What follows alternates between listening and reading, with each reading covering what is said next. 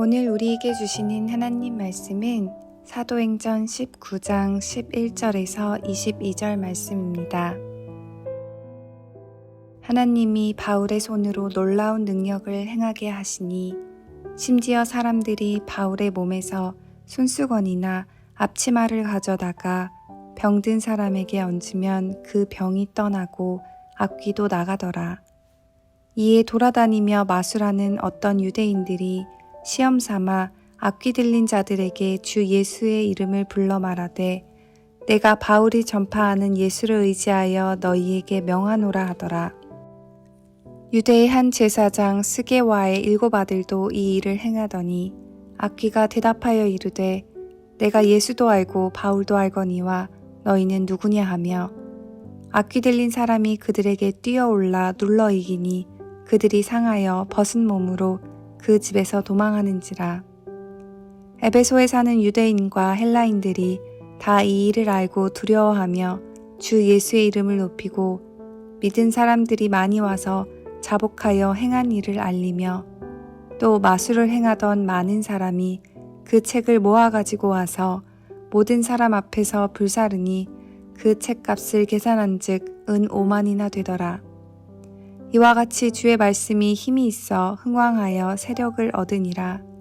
이 일이 있은 후에 바울이 마게도냐와 아가야를 거쳐 예루살렘에 가기로 작정하여 이르되 내가 거기 갔다가 후에 로마도 보아야 하리라 하고 자기를 돕는 사람 중에서 디모데와 에라스도 2 사람을 마게도냐로 보내고 자기는 아시아에 얼마 동안 더 있으니라.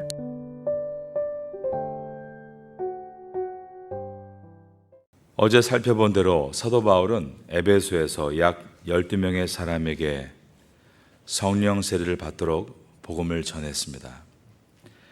그리고 처음에는 회당을 중심으로 3개월 동안 복음을 전했지만 바울의 가르침을 밀어내는 자들이 있었기 때문에 두란노 서원이라는 곳에서 제자들을 따로 세우고 그곳에서 말씀과 기도를 가르치기를 2년 동안 합니다. 오늘 본문 위에 있는 사도행전 19장 7절에서 10절에 나와 있는 말씀을 보시면 모두 12사람쯤 되니라 바울이 회당에 들어가 3달 동안 담대히 하나님 나라에 관하여 강론하며 권면하되 어떤 사람들은 마음이 굳어 순종하지 않고 무리 앞에서 이 도를 비방하거늘 바울이 그들을 떠나 제자들을 따로 세우고 두란노 서원에서 날마다 강론하니라. 2해 동안 이같이 하니 아시아에 사는 자는 유대인이나 헬라인이나 다 주의 말씀을 듣더라 라고 되어 있습니다. 사도 바울이 2년 동안 두란노 서원에서 말씀을 전할 때 아시아 전역에서 에베소로 몰려온 사람들이 바울에게로부터 말씀을 배우고 변화를 받고 각각 자기의 고향으로 돌아가서 복음을 전하고 교회를 세운 것입니다. 바울은 에베소에서 2년 이상을 머무는 동안 에베소 시민에게만 복음을 전한 것이 아니라 아시아 전역에서 에베소로 오는 사람들에게 복음을 전했습니다. 이것은 우리가 선교지로 가서 선교하는 방법도 있지만 선교지가 우리에게로 오는 방법도 있음을 보여줍니다. 우리가 버마나 라오스 국경에 가서 선교를 하기도 하지만 반대로 그곳에 있는 사람들이 일자리를 구하기 위해서 저희가 살고 있는 파타야, 라용, 렘차방으로 찾아오고 그럴 때 그들을 잘 보살피고 복음을 전하고 전도하는 것이 우리의 사명이 될 수 있다는 것을 깨닫게 됩니다. 사도 바울의 1차 전도여행은 그 땅을 직접 가야 했었습니다. 그런데 지금 3차 전도여행을 보면 바울이 에베소에 가만히 앉아 있는데 아시아 전역에서 사람들이 몰려와서 그들에게 복음을 전하고 있습니다. 하나님의 다양한 역사하심입니다. 저도 2012년에 이곳에 부임해서 10년 동안은 찾아가는 선교에 집중했던 것 같습니다. 그런데 작년부터 교회를 건축한 다음부터 저희 교회에 찾아오시는 선교를 경험하고 있습니다. 태국 교회들이 저희 교회에 찾아와서 캠프를 하고 농아인들이 저희 교회를 찾아오셔서 농아인 교회 건물을 짓고 농아인 예배가 시작이 되고 지방에서 내려온 노동자들이 이곳에서 일하면서 저희 교회를 찾아오는 일들을 조금씩 보고 있는 것입니다. 우리가 생각하지 못했던 새로운 성경의 문을 열어주고 계신다라는 생각이 듭니다. 하나님은 우리의 생각을 초월하셔서 일하시는 전지하시고 전능하신 하나님이심을 오늘 본문을 통해 생각을 하게 되는 것입니다. 중요한 것은 우리가 하나님을 설득하는 것이 아니라 하나님께 설득당하는 사람이 되어야 한다는 사실입니다. 사도 바울은 처음에는 자기 주장이 매우 강한 사람이었습니다. 그도 그럴 것이 너무 잘난 사람이었습니다. 아는 것이 많았고 배경도 화려했습니다. 하지만 바울은 가면 갈수록 자기를 주장하지 않고 내려놓는 사람이 됐습니다. 그 이유는 그가 성령의 사람이 되었기 때문입니다. 성령의 사람은 하나님이 설득하기 좋은 사람입니다. 유연한 사람입니다. 새로운 하나님의 방향 제시에 늘 오픈마인드로 열려있고 순종할 준비가 되어 있는 사람입니다. 저는 우리가 사도행전을 지라며 이러한 사람으로 훈련받고 준비되기를 바랍니다. 사도 바울이 성령께 순종해서 에베소에서 했던 두란노 사역은 참으로 밀도가 있었습니다. 9절과 10절을 다시 보시면 어떤 사람들은 마음이 굳어 순종하지 않고 무리 앞에서 이 도를 비방하거늘 바울이 그들을 떠나 제자들을 따로 세우고 두란노 소원에서 날마다 강론하니라. 2해 동안 이같이 하니 아시아에 사는 자는 유대인이나 헬라인이나 다 주의 말씀을 듣더라. 에베소는 아주 바쁜 도시였습니다. 그런데 이곳에 바울이 바쁜 도시민을 상대로 직장인들을 데리고 2년 동안 제자 훈련을 시켰다는 것은 굉장히 쉽지 않은 일이었다라고 생각됩니다. 그 당시 에베소는 요즘의 서울, 방콕, 뉴욕, 상하이와 같이 비즈니스의 메카요, 문화의 도시였습니다. 에베소 직장인들은 정말로 바빴습니다. 요즘 여러분도 바쁘지만 에베소 교인들도 만만치 않았습니다. 그런데 바울이 그 바쁜 사람들을 데리고 매일 5시간씩 제자 훈련을 시킨 것입니다. 이 5시간은 오전 11시부터 오후 4시까지입니다. 그 당시 문화에서 이 시간은 낮잠을 자는 시간이었습니다. 즉 일하는 시간에 다 일하고 그 나머지 쉬는 시간을 쪼개서 하나님 말씀을 공부한 것입니다. 2년 동안 밀도 있게 그 일을 했습니다. 그랬더니 힘 있는 에베소 교회가 탄생하게 된 것입니다. 우리가 대개 아웃풋만 보고 인풋은 생각하지 않습니다. 하지만 정말 내 삶의 변화가 일어나길 원한다면 지금 뭔가를 배우고 훈련해야 하는 것입니다. 많은 사람들이 축복된 미래를 원하면서 현재 어려운 일을 시작하려 하지 않습니다. 우리가 미래를 바꾸기 원한다면 지금 현재를 먼저 뭔가를 시작해야 하는 것입니다. 시간이 지나면 되겠지. 그런 상황은 우리에게 찾아오지 않습니다. 오히려 더 나빠질 수밖에 없는 것이 먼저 우리의 건강입니다. 건강은 나이가 지날수록 더 약해지는 것이 정상입니다. 잃은 것은 잃지만 그러나 우리가 얻어야 될 것이 있습니다. 그것은 우리의 영성입니다. 우리의 인격입니다. 그리고 우리의 지도력입니다. 하나님 앞에서의 나와 이웃 앞에서의 나, 물질과 환경 앞에서의 나, 내 자신 앞에서의 나는 늘 발전해 나가야 하는데 이것은 훈련받지 않고는 될 수 없는 것입니다. 그래서 예수님도 3년 동안 이 땅의 공생애로 사실 때 제자 훈련을 시키셨습니다. 사도 바울도 2년 동안 두란노 소원에서 제자 훈련을 시킨 것입니다.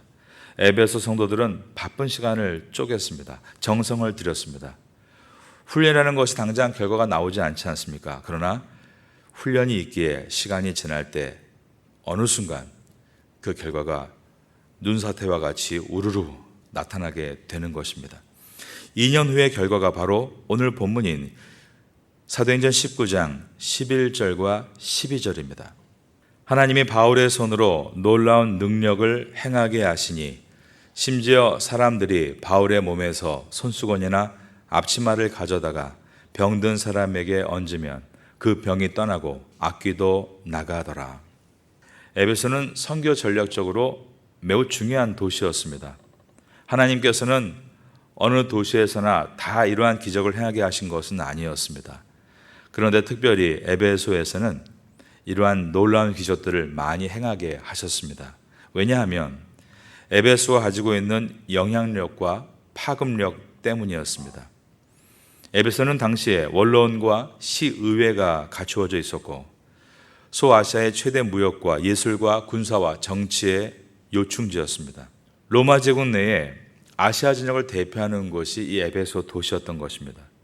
그런데 이곳은 미신과 우상 숭배가 가득한 도시였습니다.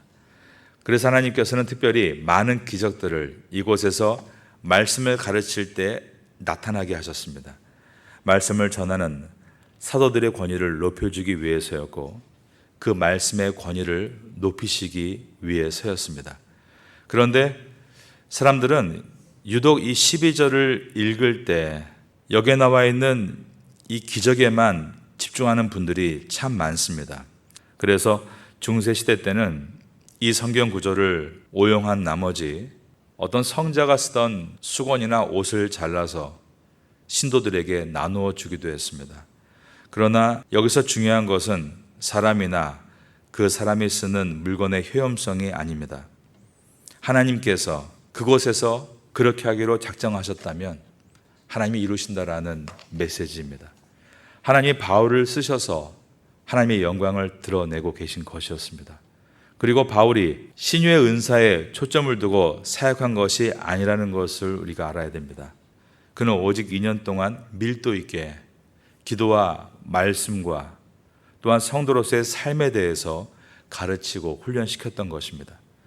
예수님의 말씀대로 먼저 그의 나라와 의를 구하니 그 외의 것들이 자연스럽게 더해지는 결과였습니다. 여러분이 바쁜 이곳 태국에서 교민 생활을 하는 가운데도 말씀 훈련과 기도 훈련을 밀도 있게 받고 그리스도인으로서의 삶을 실천해 나간다면 하나님께서는 분명히 여러분에게 필요한 치유에 대해서도 더해 주시는 은혜를 주실 줄로 믿습니다. 이러한 은혜가 여러분께 있게 되기를 예수님의 이름으로 축원합니다. 19장 11절과 12절을 다시 보겠습니다. 여기에서 주목해야 되는 것은 11절에 주어가 하나님이라는 사실입니다. 하나님이 바울의 손으로 놀라운 능력을 행하게 하시니 모든 능력의 근원은 바로 하나님 자신이시라는 것입니다. 그 하나님께서 바울의 손으로, 이것은 through the hand of Paul, 바울의 손을 통하여입니다. 하나님께서 능력을 행하신다. 그러므로 성도는 잘 훈련받아 돼야 될 목적은 바로 이것입니다. 하나님의 손이 되는 것입니다. 파타야 선교교회가 하나님의 손이 되는 교회가 되어야 합니다. 교회를 제2의 성육신이라고 합니다. 혹은 후 그리스도, 애프터 크라이스트라고 합니다. 무슨 뜻인가 하면 예수님께서 죽으시고 부활하시고 승천한 후에 이 땅에 후 그리스도, 애프터 크라이스트를 남겨놓으셨습니다. 바로 그것이 교회입니다. 교회는 하나님의 손이 되고 하나님의 발이 되고 하나님의 눈이 되어 이 땅에 존재해야 한다는 것입니다. 세상에 많은 사람들이 고난 가운데 있을 때 질문은 그리스도께서 어디 있는가라는 질문입니다. 하나님이 어디 있는가라고 탄식하는 이들에게 하나님은 당신과 함께 하십니다라고 설명할 수 있는 곳이 교회가 되어야 합니다. 자신의 고난 가운데 주님이 어디 있는가 절규하는 사람들에게 교회는 그리스도가 되어 그 사람 곁에 있어야 되고 또한 그 사람의 아픈 부위를 치료해 주어야 한다는 것이 오늘 본문의 가르침입니다. 초대교회 시대 때 에베소 교회가 그 지역에 하나님의 손과 발이 된 것처럼 여러분들도 이 태국 땅에 주님의 손과 발로 잘 준비될 수 있기를 예수님의 이름으로 축원합니다. 19장 13절을 보겠습니다. 이에 돌아다니며 마술하는 어떤 유대인들이 시험 삼아 악귀 들린 자들에게 주 예수의 이름을 불러 말하되 내가 바울이 전파하는 예수를 의지하여 너희에게 명하노라 하더라. 바울이 하나님께서 바울의 손을 통해 능력이 나타나게 하시는 것을 보고 이 돌아다니며 마술을 하던 어떤 사람들이 시험적으로 악귀 들린 사람에게 예수 그리스도의 이름을 빙자해서 악귀를 쫓아보려고 했습니다. 주의 말씀을 통해 2년 동안 밀도 있게 배운 제자들은 희한한 능력이나 어떤 신비한 것에 미혹되지 않습니다. 하지만 주의 말씀을 듣지 않고 능력에만 관심을 갖는 사람들은 이 능력을 미신적으로 이해하게 되는 것입니다. 실제 많은 현대의 종교인들이 그런 신비한 것을 더 바라는 마음이 있는 것입니다. 그래서 기독교 안에서도 신비한 능력만을 쫓다가 잘못된 오류를 범하는 일이 참으로 많이 있었습니다. 여기서 이 사람들의 신앙은 미신적이라고 말할 수 있습니다.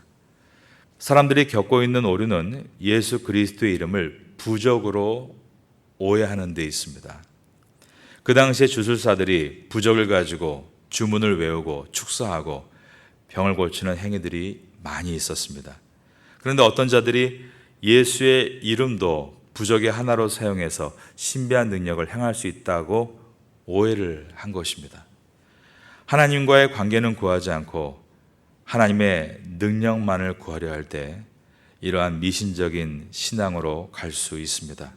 이제 19장 14절 이하를 보시면 예수 그리스도의 이름을 부적으로 사용해서 귀신을 쫓으려고 했던 사람이 오히려 귀신에게 제압당하는 아주 우스꽝스러운 장면이 벌어집니다.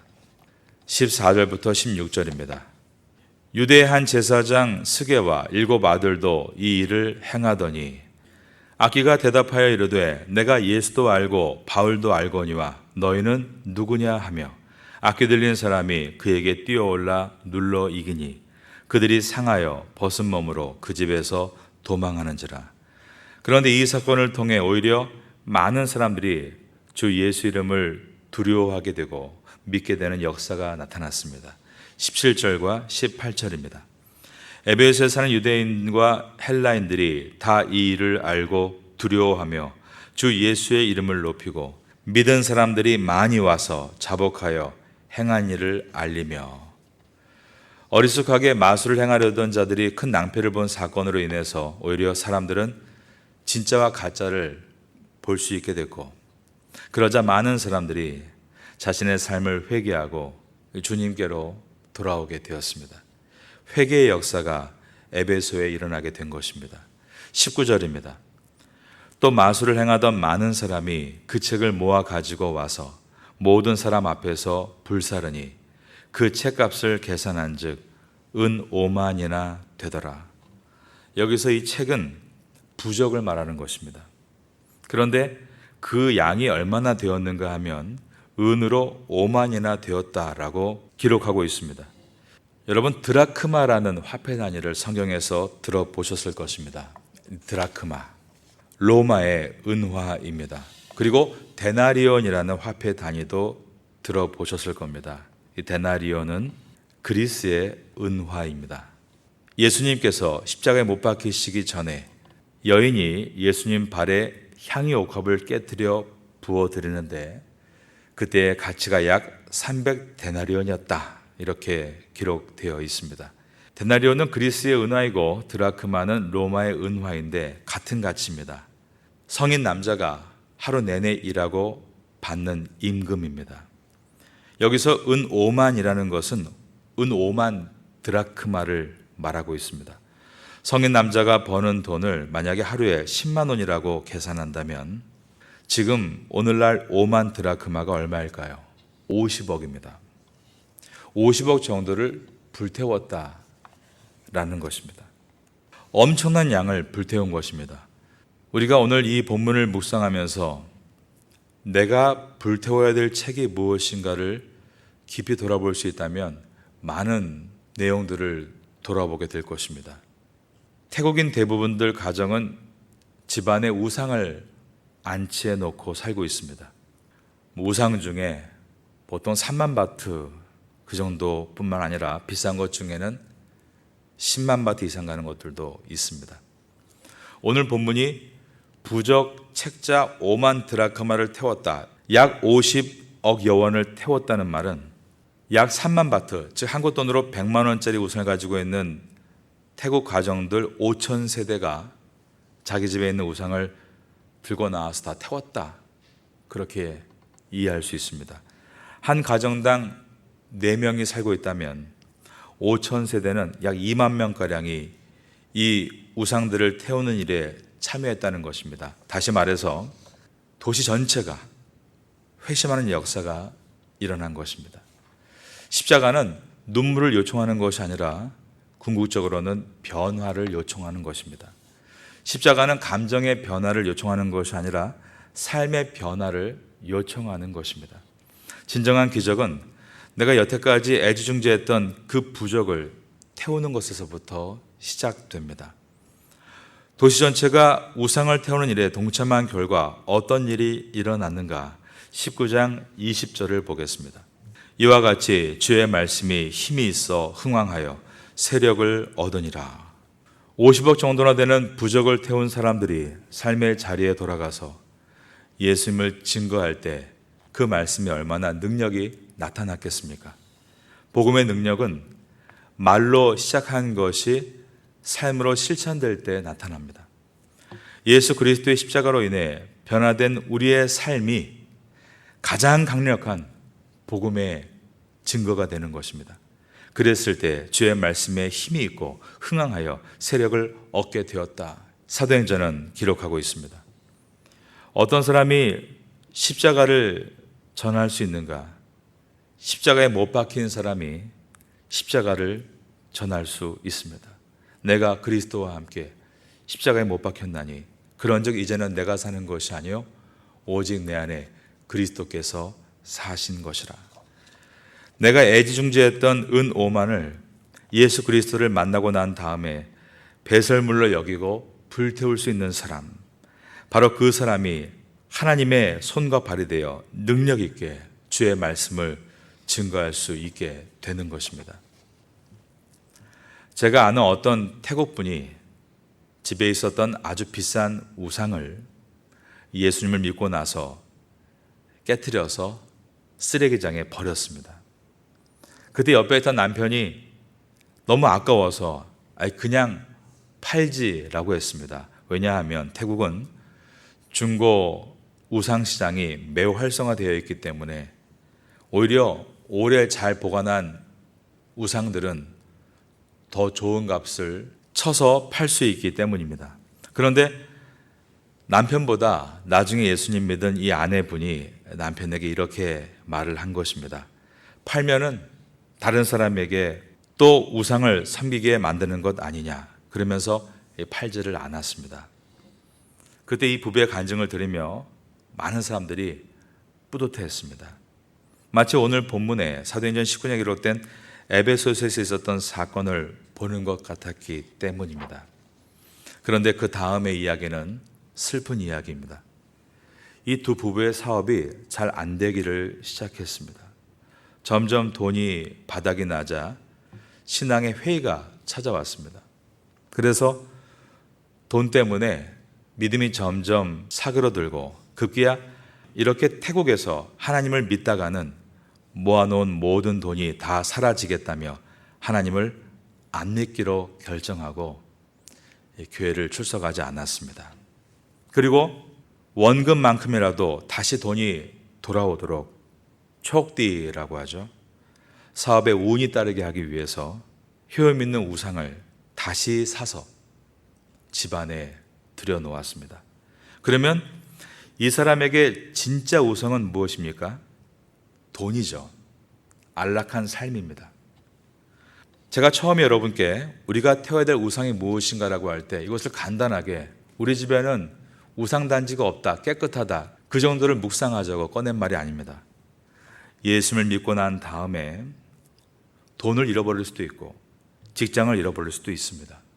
또 건강이 더 나빠질 수도 있습니다. 왜 없겠습니까? 그럴 때 이런 때 내가 예수님을 안 믿었더라면 분명히 이것을 잃지 않았을 텐데 하고 하나님보다 그것이 더 귀하게 여기고 있는 그것이 바로 우상입니다. 하지만 반대로 그래, 내가 이때 나의 구주 예수님을 믿고 있지 않았더라면 나도 정신줄을 놓고 여기에 휩쓸려 갔을 텐데, 내가 모든 것을 잃어도 예수님이 나와 함께 하시니 내가 일어날 수 있구나. 그렇게 가장 귀한 것을 예수님으로 붙들고 있다면 바로 그것이 불을 통과하고 남은 진짜 믿음인 것입니다. 그런 사람들은 끝인가 했는데 끝이 아니라 시작이 될 수 있습니다. 하지만 예수님 믿었더니 내 돈 다 사라지고 내 직업 없어지고 내 건강 약화됐다. 그래서 나는 예수님을 떠나겠다라는 것은 믿음인 줄 알았는데 불의 공력이 지나고 보니까 아무것도 남지 않은 가짜 믿음이었다는 것을 보게 되는 것입니다. 오늘 본문에 나오는 예수님의 이름을 부족으로 생각한 사람처럼 예수님을 진짜 인격적으로 만나지 않은 사람들은 이러한 삶을 반복할 수밖에 없습니다. 내가 붙잡고 있는 우상이 무엇인가를 생각해 볼 수 있는 이 아침이 되면 좋겠습니다. 그러므로 모래 위에 지은 집은 다 허물어내고 복음으로 반석에 짓는 집을 오늘부터라도 잘 지으심으로 영원한 나라의 참된 주의 시민이 되고 이 땅에서도 후 그리스도 주님의 손가발이 되어 귀하게 쓰임받는 우리 모두가 될 수 있기를 예수님의 이름으로 축원합니다.